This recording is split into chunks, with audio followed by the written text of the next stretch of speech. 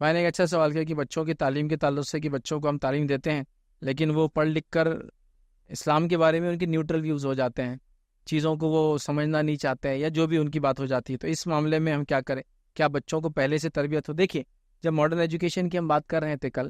تو اس کا بیس یہی تھا کہ پہلے اسلامک اور ریلیجیس ایجوکیشن بھی اس بچے کو دیا جائے۔ اب کیسے دیا جائے گا، اس کا نظم کیا ہوگا؟ وہ نظم کے بارے میں تو آلریڈی اتنے سالوں سے علماء وہی تو بتا رہے ہیں،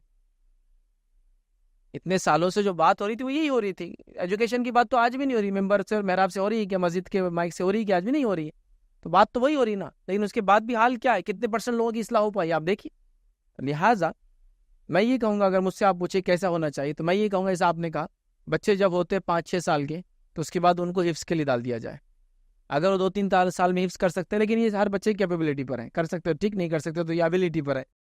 کچھ بچے نہیں ہو پاتے تو وہ کر لے۔ اس کے بعد پھر اسکول جائے تو ظاہر سی بات ہے وہ نیکسٹ لیول کا ایک بچہ بن جائے گا، چونکہ اس نے اتنی بڑی کتاب آلریڈی حفظ کر رکھی ہے۔ اور صحابہ کے دور میں ایسے ہی ہوتا تھا، بچہ سب سے پہلے گھر میں تربیت پاتا تھا اور حفظ شروع کرتا تھا، حفظ کرنے کے بعد پھر استاد کے پاس جا کے وہ عربی، اور اس کے بعد قرآن، اور پھر تفسیر اور وغیرہ۔ عربی بولے تو عربی ہی بولتے تھے وہ لوگ، لیکن عربی کو ایز اے لینگویج سیکھنا ایک ترتیب میں وہ سب کرتے تھے، تو وہاں اس کا ذہن کھل جاتا تھا۔ تو اگر ہم بھی یہ کر سکتے تو بہت اچھی بات ہے، کرنا چاہیے۔ لیکن اگر یہ نہ بھی کر پائے تو میں یہ گزارش کروں گا کہ بچوں کو آپ اسکول بھیجیں، اور ساتھ میں گھر کے اوپر دینی تربیت کا نظم ہو، ورنہ یہ تعلیم وبال جان بن سکتی ہے، یاد رکھیں۔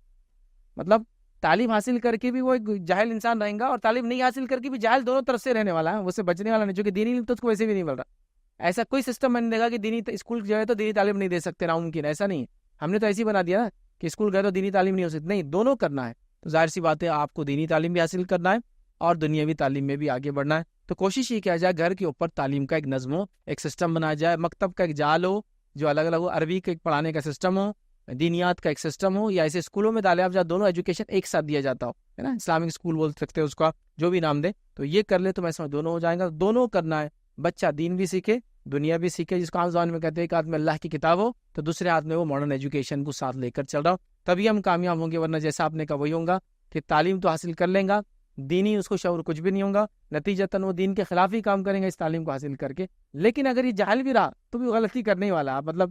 تعلیم کو بیس بنا کے ہم نہیں بول سکتے کہ تعلیم حاصل کیا بول کے اتنا خطرناک یا گمراہ مسلمان ہوا، وہ جاہل بھی رہیں گا تو ویسے ہی رہنے والا ہے۔ لہٰذا ہم کہیں گے تعلیم بھی حاصل کرو اور اسلامک ایجوکیشن بھی گین کرو، دونوں اگر ساتھ لے کے چلیں گے تو ایک انشاءاللہ ایک روشن مستقبل مسلمانوں کا اس ملک میں رہیں گا انشاءاللہ۔